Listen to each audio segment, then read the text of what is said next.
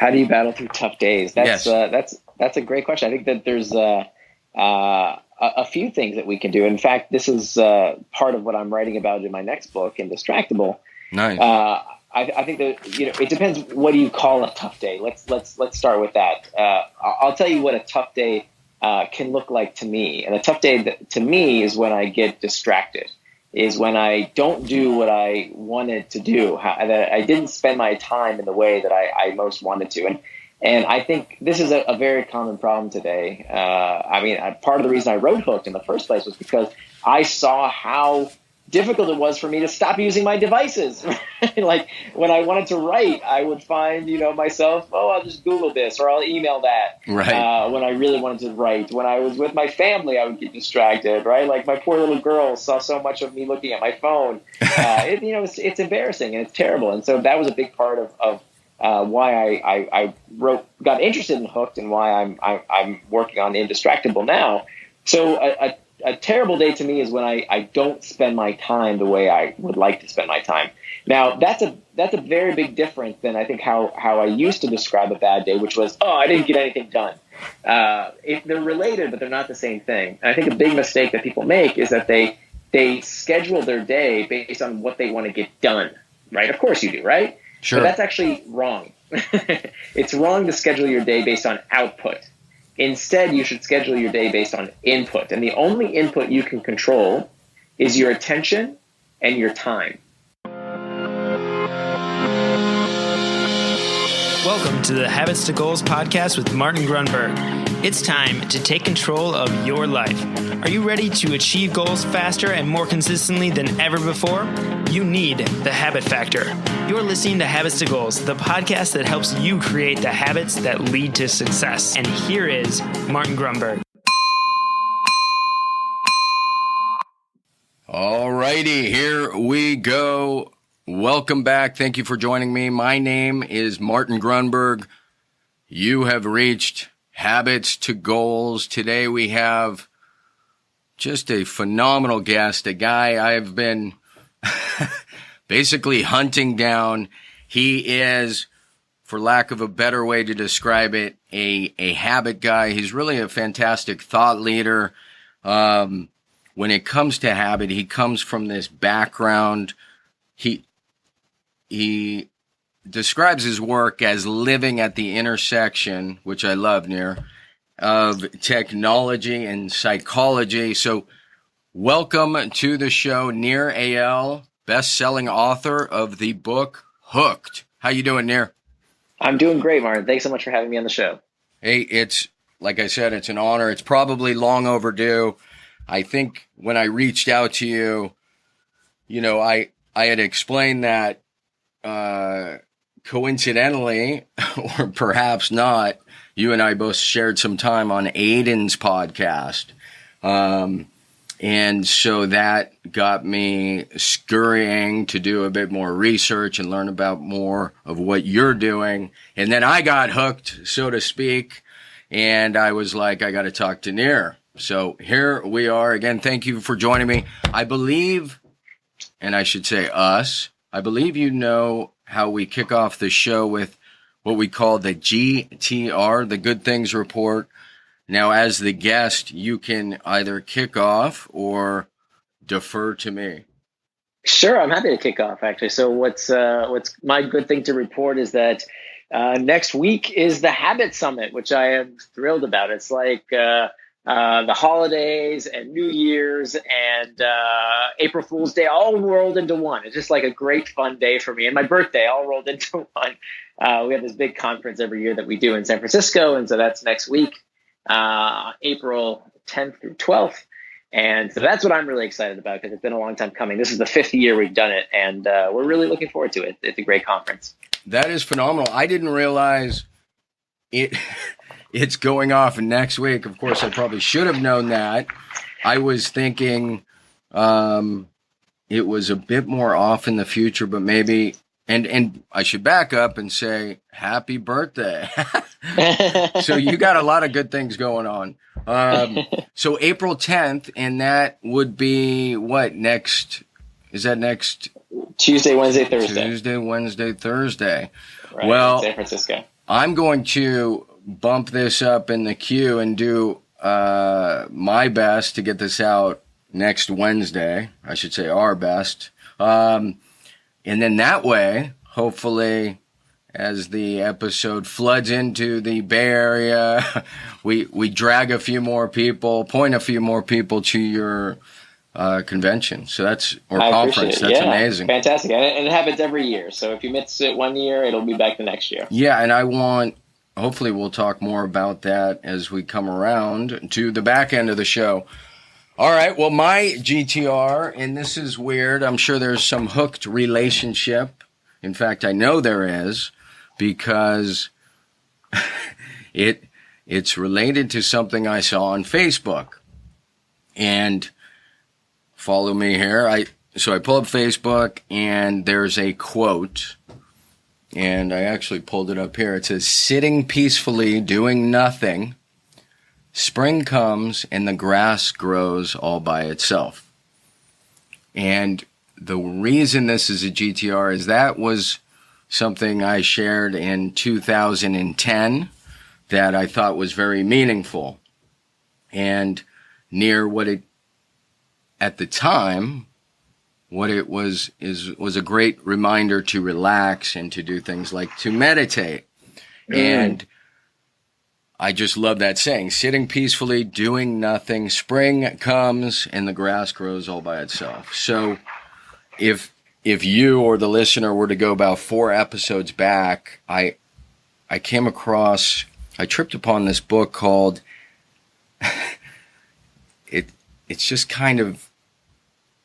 it's just totally bizarre. I ran across it, but it's called The Lazy Way to Success. And the author is Fred Granson. And the long and short of that is, since that interview, my practice of meditation has absolutely taken on a whole entire new level. And so I'm upwards of about probably an hour a day. And it's just been absolutely phenomenal. And so seeing this quote that I posted 8 years ago, because it's, it was one of those on this day memories, it reminded me that I once really understood the value and I kind of lost it over time. And in any event, that's my GTR. I am hooked. That's fantastic. Good. I'm glad you know that Facebook is still good for something. Right. Yes. So, out of format, are you using Facebook? I still use Facebook. Okay. I've changed how I use Facebook for several years now. I don't have Facebook on my phone. I don't think it's necessary to have it on my phone, and I found it distracted me more than it served me. Sure. So I no longer have it on my phone, but I do use it on my desktop. And in fact, I'm working on this new book. The follow-up to Hooked is this book I'm working on called Indistractable, which is all about how do we manage distraction? How do we put distraction in its place so that it serves, so that these tools serve us as opposed to us serving them. Because that was so much of the feedback that I got after Hooked was, awesome, this is great. Now I can build this product that I want to build a healthy habit in my user's life. But by the way, these other products keep hooking me, and what do I do about that? So that's what this book is all about. And so one of my tips in the book is to evaluate these products and ask yourself if they're really serving you. And so Facebook was one of those products that does serve me. I like Facebook. I just don't like it all the time, and I like it, under a certain at a certain time of day when I choose to use it, as opposed to when Facebook wants me to use it. Well, so absolutely brilliant. What a perfect compliment. On one hand, you have Hooked, and we're going to get into that and the your take on the habit loop, which I love, and then you have Indistractable, and it's just the yin and yang. So I'm excited to hear about that. But before we get into, and I fully want to, I kind of want to go back and get some of the backstory, if you don't mind. So take us back near to, I don't know, where'd you go to high school and college, and you grew up, and give us a little of that. Yeah. Well, I'll give you the very short version, because so we can get to the interesting part. But I grew up in Orlando. I was born in Israel. I moved to Orlando, Florida when I was 3 years old. And then I went to school at Emory, and then I started I did consulting for a few years, and then I started my first tech company in the renewable energy space, and then sold that. Went to Stanford for business school, started another company, sold that, and then started writing about this hypothesis I had that habits were really going to matter for the future of technology. And this was around 2011, 2012. And so I had this front row seat at my last company, which we started in 2008, watching the Facebook ecosystem explode and watching apps come to fruition on the iPhone. When we started our last company, there was no such thing as apps on the phone. It was apps on Facebook that people were talking about. And so I had this front row seat to see how products are designed to be things that people engage with, right? So I was at the intersection of gaming and advertising, and these are two industries that, let's face it, are dependent upon changing your behavior. They have to specialize in mind control. Advertisers, they don't spend all that money for their health. Game designers know exactly how to get you to progress in the game and make it engaging. And so I kind of immersed myself in those two worlds after I worked in those industries to understand the deeper psychology. So that's when I started doing a lot of research with people at Stanford, and during the time when all these social media companies were starting to really catch their stride. I had a front row seat, and I got to talk to a lot of people who made these products and services to understand the deeper psychology behind how these products change our behavior, and how these best of breed companies, how do they do it was my question. What is it that makes Facebook so habit forming, and Twitter and Instagram and Slack and WhatsApp? What is it about these guys? And so that's really the focus of my work in my first book, was really all about understanding the deeper psychology, not so that they would benefit. Of course, I didn't help those companies become what they are. I just took the lessons from those companies to help the rest of us, right? My hypothesis was that everybody who's building a product or service can use these same techniques.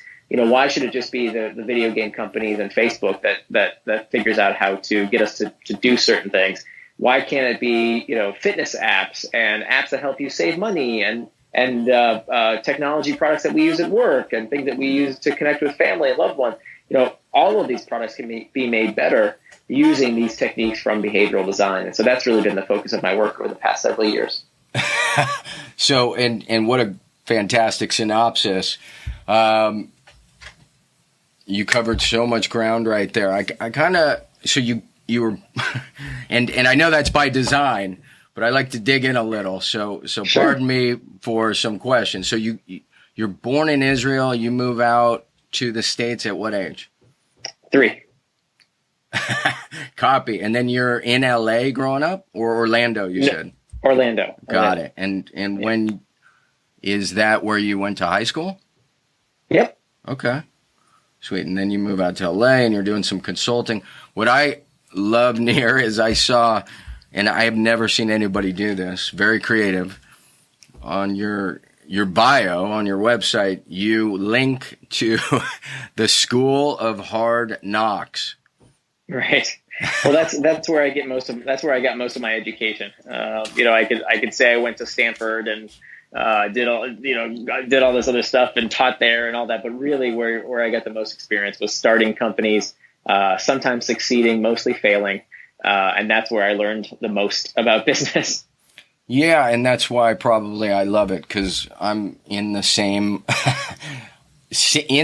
boat, of the same cloth, and so for me and the habit factor, and we haven't gone through this, but the reason that it's most bizarre that the habit factor truly came from entirely outside the box, if you will. So I didn't have a degree in psychology, and the connection between habits to goals, so to speak, was from the world in the School of Hard Knocks. So I love that you link to that. So talk a bit about the first company.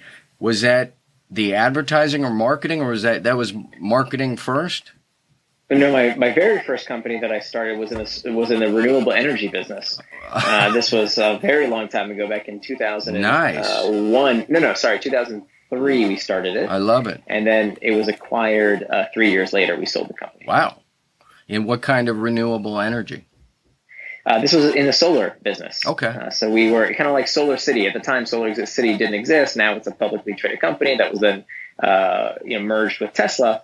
But at the time, it was the same exact business model, except we were too young and too stupid to grow it into a big business, and which I wish we would have done. But we got a nice offer for the business and decided to sell it. Well, yeah, and it sounds like, hey, your current work probably doesn't exist if you didn't take that path. So that's true.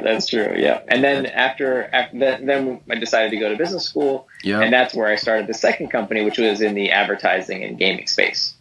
Got it. And are you at liberty to share the name of that company, or? Oh yeah, sure, of course. It was called Ad Nectar. And we essentially, remember back in the day when, when Facebook was brand new, people were throwing sheep around on different apps. Remember those days? These like stupid apps that people were playing. And so what we were doing was putting advertising inside those apps. We didn't build the apps. We were just helping these guys monetize. And it was pretty amazing because we saw this, I had this front row seat to see these companies come and go. And some of them would, be installed by millions of users very, very quickly and have very high engagement, and others were just duds and sucked. And so that's actually where I got really interested in the psychology of how these things work. I wanted to understand, what makes some experiences so engaging and habit forming while others kind of peter out and people forget about them. And, the rise of Facebook itself. I was in a class at Stanford when Zuckerberg came in the week after he had turned down Yahoo's $1 billion offer. And, it was just fascinating to see, everybody, after Zuckerberg left, the professor, Andy Ratcliffe, asked the class, how many of you would have taken the $1 billion and sold Facebook? And, literally every MBA's hand in the room shut up and said, yeah, of course I would have taken the $1 billion. Of course, Right. Now, Zuckerberg knew exactly what he was doing. And today the company's worth about $500 billion. So he good thing he didn't sell. But that, what makes, I really didn't understand, what was it that made these companies so special? Why were they so habit forming? And so that's why after that company was acquired, after Ad Nectar was sold, I kind of dedicated all my time to figuring out really what I wanted to do next. Right. And I knew that whatever it was that I did, it had to be a product that became habit forming. It didn't exactly work out as planned because I so enjoyed the research. I so enjoyed the writing and the teaching aspect that kind of became what I did. And I never started the next company I thought I was going to start. But thankfully, people really enjoyed the book and the blog. People, started subscribing to my blog and to get my articles. And so that kind of took on a life of its own. And so that's what I've been doing since then. Well, that is that is a beautiful segue. So that's the inspiration, because that's where I was going. I wanted to understand what makes you write the book, and you just beautifully explained that. So let's get into this habit loop, the component parts of the hooked model, if you will, and just kind of talk through those four major components and what's going on in your estimation there. Yeah, so I read Charles Duhigg's Power of Habit, which I'm sure all your readers or all your listeners have already read, and I really enjoyed the book. I highly recommend it. But I was also frustrated by it because I didn't find it very practical for what I wanted to do with it, right? So what I wanted to do with it was, well, how do I make my products engaging? How do I make habit-forming products?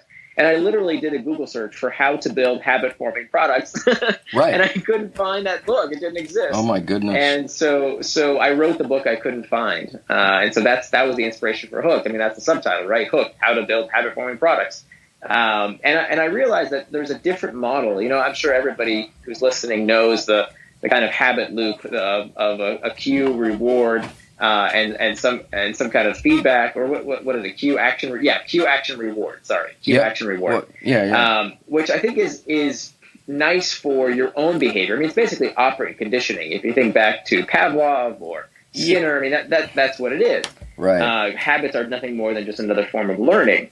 But when it comes to products, that model is not complete. Those three steps don't explain how to do this stuff and why Facebook is so habit forming and why, I keep mentioning Facebook, but lots of different products, right? Let's just substitute technology products, sure. Broadly speaking. So, and I think what was missing and what I added to the model was more of a how-to component, in that the model that I described in Hooked has these 4 steps. And the first step is a trigger. But whereas, triggers are generally seen as things in our environment, what's actually more important than what I call an external trigger, some kind of cue, some kind of prompting in our environment, is the internal triggers, which nobody really talks about, but I think is absolutely critical. So, when you think about how when you're lonely, you might check Facebook to connect with a friend. When you're uncertain, you Google. When you are feeling bored, you check the news or stock prices or sports scores. These aren't triggers in our outside environment. These are things that start from within. And so as a product designer, someone who's trying to create a product that's habit forming, whether it's a product or a service, you have to figure out what that internal trigger is, what that user itch is that occurs with sufficient frequency to build your habit around. It's not just that habits always have to be about external cues. It's more important to figure out the internal cues, so that eventually you're not checking your phone because you got a ping or a ding or some kind of external trigger. You're checking the phone just because, right? Because you felt something that you wanted to internal satiate. Compulsion, yeah. Exactly. So boredom, loneliness, fatigue, there's lots of internal triggers. Sure. And then the action phase is the second step of the hook, which is similar to the action of the typical habit loop, except I wanted to dig a little deeper and describe how the key to building the kind of products that people use habitually, one of the keys, is to make it as easy as possible to use.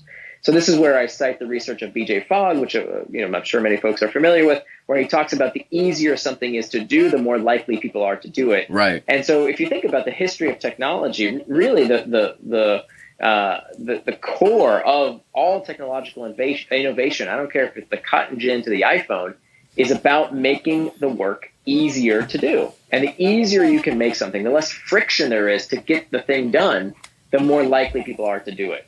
And this goes back all the way to Lewin's equation, way 100 years before Fogg. But this is the basic psychology. The easier you can make something to do, the more likely people are to do it. So how do you do that? What psychological factors make something difficult to do?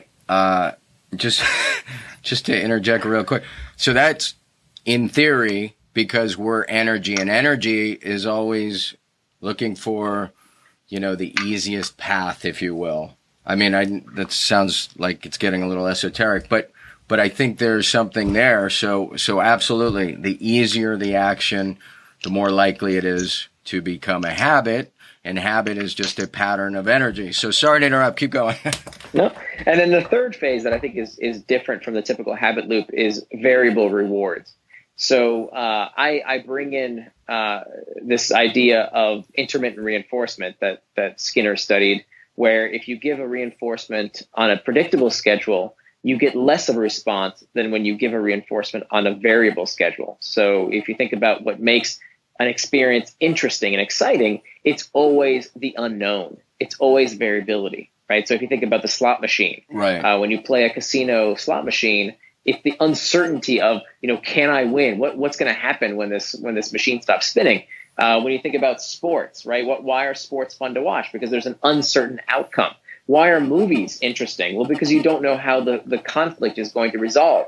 Why is Facebook interesting? Well, because it's about the news feed and it's scrolling through the uncertainty of what you might see next. Tinder is the same way. Twitter, Slack, Instagram, all of these products introduce this element of a variable reward, which really isn't in any kind of standard habit loop. No, and then finally, I would love to interject at this point. So that is my, for whatever it's worth, near brilliant, and it's my favorite component. It's the one where the habit factor falls kind of all over the scale, but where it lacks absolutely, it wins in functionality and performance and results, but it doesn't have any variability. And so the long forthcoming facelift, if you will, is going to involve this variability factor, which I just think is brilliant. So keep going. Thank you. Yeah, no, I'm glad it's helpful. And then the fourth step of the hook model is the investment phase, which you really don't see when it comes to personal habits. But I think you see it all the time when it comes to product habits or service habits.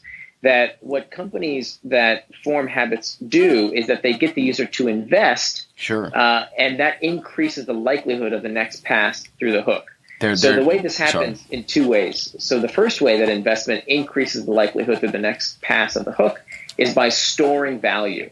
So every time you give a company data, content, followers, reputation, any of these things make the product better and better and better with use so that it appreciates with use. And that's a really big deal. If you think about it, all the products that we use, right? If you think about your clothing, your chair, your table, like all of this stuff in the physical world loses value with wear and tear. It depreciates. But habit-forming products appreciate. They get better and better with use. They get more valuable because of the data, content, followers, reputation that we're giving these companies. So that's a paradigm shift when you think about it, because we are co-creating these products and making them better the more we use them. And what that does is it loads the next trigger so that the next time you use the product, you're getting an external trigger that prompts you through the hook once again. So, for example, when you send someone a message on WhatsApp, there's no immediate gratification. That's a form of investment into the platform that loads the next trigger and prompts you with a reply when someone writes you back, prompting you to the 4 steps of the hook once again. So that's the totality of the hook model: trigger, action, reward, and investment. These 4 phases that form product habits. All right, a quick timeout. Again, thank you so much for joining me in Habits to Goals. I hope you are digging this interview. I want to share with you something pretty cool we've just thrown out there. You can catch this either live or recorded. It's a webinar I put on. It's about 60 minutes. It goes through 9 major tips. It gives you background about the habit factor, a little bit about me, and an overview and intro to something we have put together called the 28-Day Breakthrough. Fantastic course. Really, the goal of which is, it's the old, you don't feed a man a fish or woman, you teach them to fish. And so this is built above, beneath, around the habit factor, really gets in depth with mission, vision, values, some great modules around goals in particular, energy, the mastery mindset. Those are modules that are included. Anyways, check it out. All you have to do is go to thehabitfactor.com/28. That's the number 28 day, D-A-Y, webinar. That's thehabitfactor.com/28-day webinar. You can get the info, sign up, and hopefully we'll see you on the inside. And with that, let's get back to this fantastic interview. Cheers. And so there's a lot here to digest. Hopefully not getting outside the scope of the listener, but between me and you. So the habit factor, when people have tracked their habits for 4 years, 5 years, and earlier I was saying, on various scales, it succeeds. So that is one where the app kills it because people have been using and they're storing their habit tracking data for years on end. And I think that is equally powerful to see how their investment, which is a perfect word, into the product, appreciates the product, and then is likely to create the next trigger. So, right? Go ahead. Yeah, that sounds right. Yeah, anytime you're collecting data from the user to improve the product with use, that's a form of investment. So, and a couple quick side comments here. I love the Power of Habit's awesome, and I met Chuck/Charles, and we had a good chat, and the challenge with the book is very similar. If you go all the way to, and I love the guy, I love the book, but from an application standpoint, and I don't mean a little app, I mean like how do you use it? So you read the book, you got 300 pages under your belt, and you're like, wow, this is incredible. And then in the appendix, there's just a few, there's a few ideas. And, and I honestly don't want to make the comparison, but there's just no, from my frame of reference, I don't know how else to do it. When I wrote The Habit Factor, which, by the way, came out 18 months prior to The Power of Habit, it was imperative near that because I'd spent 5+ years studying habit, I devoted almost half the book to the application section. And then on top of that, created an app that allows the people to apply the very theory. So I'm only bringing that up just like you. I was a bit frustrated with, like, where do you take this information? So I'm just blown away that you had that same insight. Equally frustrated, and I don't have a problem saying this because it's not tied to any artist or author. The cue routine reward, if we're just being friends here, is not helpful. It's perpetuated all over. Well, I take it back. It's helpful to 20% to understand that there's a cue, but then to say cue routine is just the action itself, and then reward, well, frankly, if I go run 2 miles, I'm not sure I need a piece of cake. I understand there's an intrinsic reward, and so with the habit factor methodology, there's something entirely different. It's called plan, act, record, and then reassess. So I just find that cue routine reward, because it comes out of the space of mice and rats, is not, just like you were saying, not wonderfully applicable to humans. So that's a significant detachment. When you can plan your behavior, you perform the action, you record it, which is tracking plus notes, and then you reassess, you develop something that you just touched on without actually saying the word, is habit strength. So the recurrence of a behavior, the more often it recurs, the stronger the likelihood, the stronger the actual habit becomes. So yeah, absolutely, yeah. And by the way, I just want to say real quick that for the record, I think Charles did a fantastic job with the book. It's a great book. It's awesome in that it whets people's appetite. But there's a lot of different ways to skin a cat, and I think that there's more out there than he could possibly fit in a book, or any of us could fit in a book. He did I agree. Yeah, so I'm not writing on the book at all. In fact, it inspired me a tremendous amount to write my book. I just wanted to apply it to a different context than I think what he was working on. Well said. Yeah, I'm very well put. The only other thing that I thought was awesome, similar, bit of a parallel, was you said you Googled how to develop habit-forming products. When I went to write The Habit Factor, the question I Googled was, why do habits exist? Which sounds nonsensical, I'm sure. But at the time, it didn't exist. So again, I wrote, just like you, I wrote the book that I think we were looking to read, which I actually hear quite a bit when I interview authors. So that brings us to, I know we're semi-short on time. Thank you so much for sharing, kind of the new habit loop, if you will. I would like to, since in my mind we're rounding second base here, kind of go off the board and just ask you in general, as an entrepreneur, how do you battle through or deal with tough days?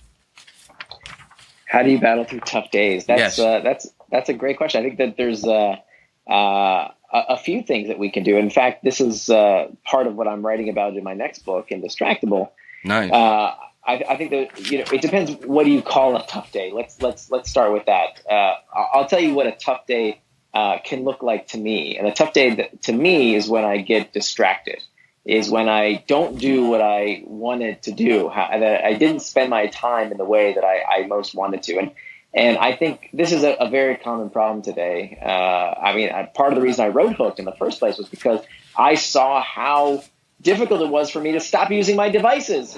Like when I wanted to write, I would find, myself, I'll just Google this or I'll email that. Right. When I really wanted to write. When I was with my family, I would get distracted, right? Like my poor little girl saw so much of me looking at my phone. It's embarrassing and it's terrible. And so that was a big part of why I got interested in Hooked and why I'm working on Indistractable now. So a terrible day to me is when I don't spend my time the way I would like to spend my time.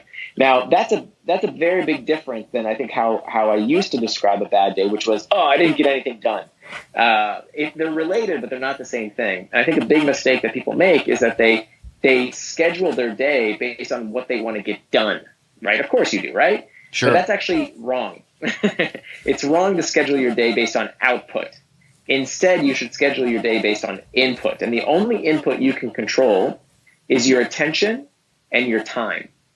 And so what most people do with their calendar, it's full of to-do lists. I need to write this PowerPoint presentation. I need to send this memo. I need to have this meeting. And it's very much about the outcome from that time that you're spending.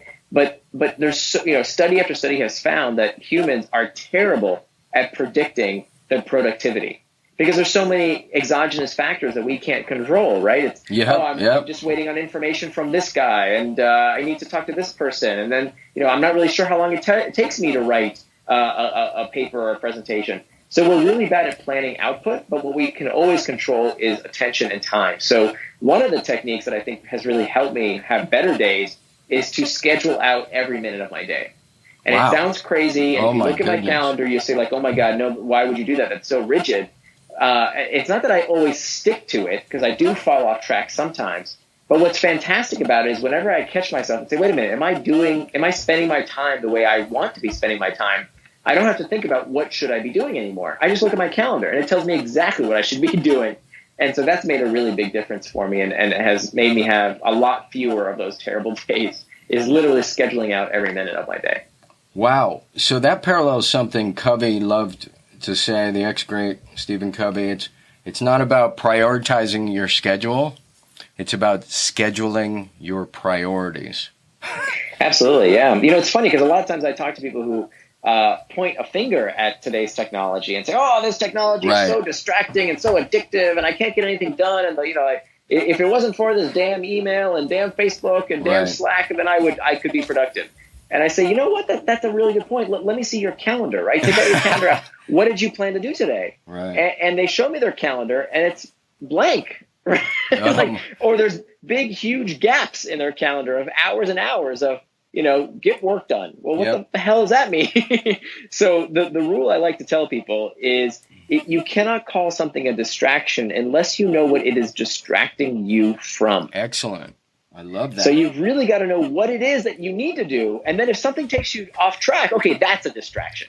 Yeah. But you can't call everything a distraction unless you knew what you wanted to do instead. Yeah, that's beautiful. And with I feel bad. I keep bringing up the habit factor, but it is the Habits to Goals podcast, and there are some parallels here. So the idea with the habit factor was screw, for lack of a better word, your to-do list, and using exactly what you said, because you can control your time and energy or attention, you, for lack of a better word, use a habit list. So it's just these 2 or 3 core behaviors at the end of the day. And sometimes, because people don't know when it's going to fit in, it's just about ticking it off. But that is very different than operating from a to-do list where, as you said, all sorts of extraneous factors bombard us. All right, next question. I know we are tight on time. And this is fantastic, Nir. Thank you so much. My pleasure. Define, if you will, give me your definition of success, sir.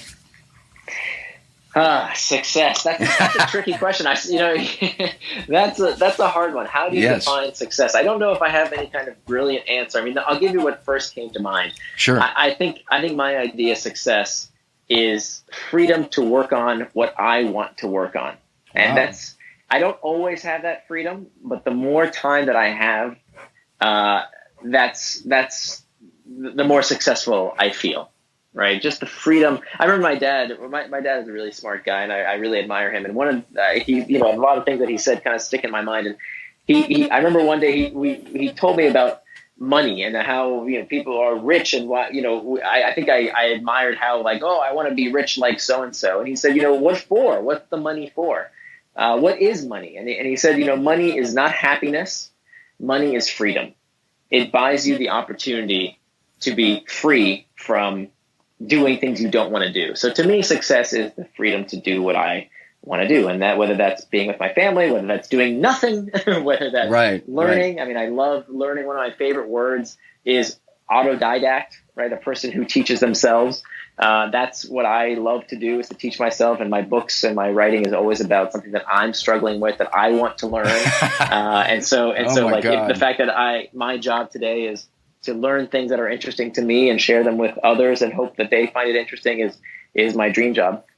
Well, again, a crazy parallel. So yeah, I mean, the entirety of the reason the habit factor exists, the reason the pressure paradox exists. I wasn't writing a book for anybody other than myself to learn, teach myself, understand these ideas, these principles, and then share it. So, and then I do that, in smaller bites with the podcast. So, wow, that's fantastic. And as you know, there is no right, air quotes, definition for success. So I love getting individual answers there. That is beautiful. If you could look back and have a chat with your 20-year-old-ish self. Yeah. Sorry about that. No, that's all right. What advice might you give him? Yeah. So my advice to my 20-year-old self is pretty simple. And that is that everything is prom. Everything is prom. Let me explain that for a second. So Please do. I remember many times in my life having let me take you back here. Okay, so this was 2012. Yep. I was still at getting my MBA, and I was starting this company, Ad Nectar, with several of my friends. And we were doing really well, and there was some high stakes moment. We were raising money, for example, from a venture capitalist fund called Kleiner Perkins, which is one of the most prestigious venture capital funds. And I was, it was really nerve wracking to raise money from, these Silicon Valley icons like John Doerr. He'd invested in every big tech company you could imagine. So I was really nervous to try and, pitch this guy and ask him for millions of dollars. and I remember I had an executive coach at the time, and he asked me to think about other times in my life when I was nervous about something that then turned out not to be that important. And the first thing I could think about was prom. Like when you go to prom as a high school kid, it's like a big deal, right? Who are you going with, and what are you supposed to wear, and what color is the corsage, and how are you going to get there, and what are you going to do afterwards, and where are the cool kids going to be? And I remember getting all wound up over that, and it was looking back, it's ridiculous. Are you kidding me? You're just shut up and have a good time. Right? None of it matters. But the thing is, everything is prom. Everything is prom. That's anything we get wound up over, everything that we make into a big deal in our life. I like this quote by Eckhart Tolle, who asks, "Are you in pain right now?" Literally, physically, are you in pain right now? Are you bleeding right now? If you're bleeding right now, that's something to worry about. But short of that, you're just worried about the future, or you're obsessing about the past.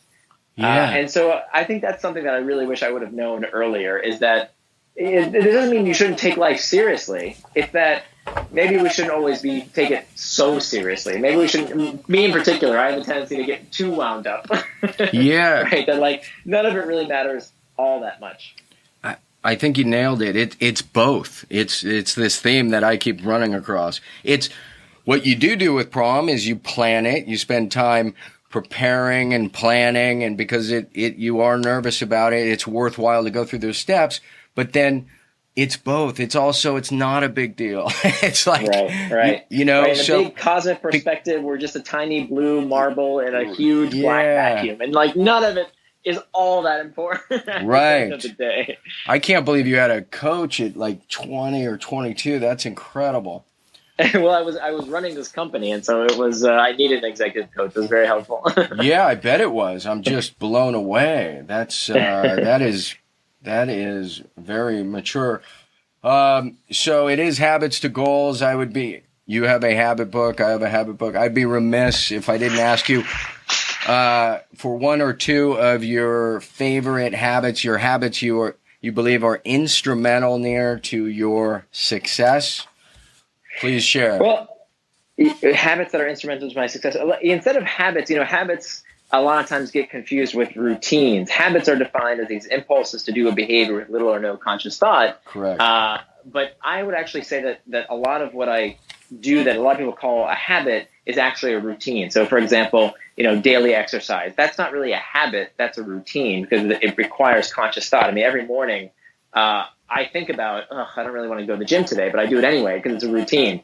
Every morning I write first thing in the morning. After I come back from the gym, I take a shower, and the first thing I do with my computer is I write. That's my sacred writing time in the morning. So I think that's, it's not necessarily a habit by definition, but it is a routine that, every day at a certain time and place, this is what I'm going to do. And I don't take meetings. I don't take phone calls. I just write. And so that's super important. If I don't do it first thing in the morning, it won't get done. So I think those routines are pretty, very, very important to me. And beautiful. Thank you. Very important. And I think the distinction is a routine involves multiple habits typically or behaviors, whereas there's just one behavior that could be a habit. All right. What about a habit you may be trying to break? A habit I'm trying to break. Well, I think distraction is a habit, right? Exactly. That when we, with little or no conscious thought, start, checking email or Googling something for just a second, or checking Instagram or whatever. So that's a constant source of frustration. And I don't know if I'm ever going to conquer it completely, but the idea of becoming indistractable is to be the kind of person that acknowledges that there are these distractions and has a systematic approach to controlling distraction, so that distraction doesn't control us. So it doesn't mean you always win, but it means you have a systematic process to fight distraction. And I love that. I thought that may be the answer to that. All right, we're approaching home, I promise. This has been fantastic. One or two of your favorite books? Sure. So I think we mentioned one of them, Power of Habit. Yep. I have to acknowledge, I think that was a great inspiration. I think another book that I really loved is called Addiction by Design by Natasha Dow-Schul, which kind of talks about the deeper reasons why we do things against our interests, why addiction is such a big problem. She focuses specifically on machine gambling, like slot machines, and I think it's a fascinating book. Those are perfect. Thank you. It's not a fun book. It's a hard book to read. It's not a self-help book. It's an academic study. Right. Yeah, but it's really, it's amazing how the real reason why people gamble, like how people actually, compulsive gamblers don't even enjoy winning. It's not about winning. It's about being in the zone state. So there's a lot of really deep insight there. Wow. And then a couple more before we let you go. Tech, tool, gadget, a favorite app, website, something other than the phone itself you can share. Sure. So there's a lot of tools that I use today to help me limit distraction. One of my latest favorite tools is a website I like so much I actually invested in the company called FocusMate.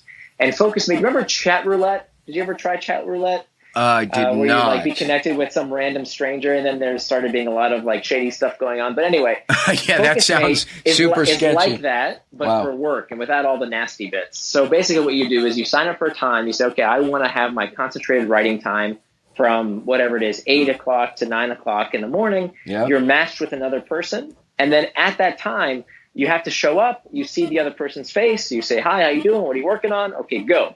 And then for the next 50 minutes, you do your work and the other person does their work. And so it's just a great way to bind yourself to do the thing you really want to get done. So, people do their taxes, people do hard work that they just need an accountability buddy to do. So I really like that site. Well, fantastic, Nir. I'm clapping here. I just want to thank you so much on behalf of our listeners and myself. That has been absolutely enlightening and entertaining, of course. And before I let you go, obviously we have the conference. I can hang a link out. You have your new book coming. People want to learn more about you. Just anything you'd like to promote, please share. Absolutely. The best place to go is to my website. It's called nirandfar.com, and Nir is spelled like my first name, Nir, and far.com. So nirandfar.com. And they can get everything from there. That's the place to go. All right, Nir. Well, thank you again so much, sir. I look forward to chatting in the future. And, have a terrific day. Thank you so much. It's been a pleasure. Appreciate you having me on. Take care, bud. Thanks. Bye.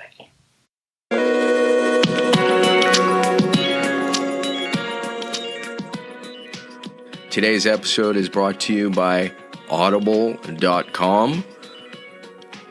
There are over 180,000 titles to choose from.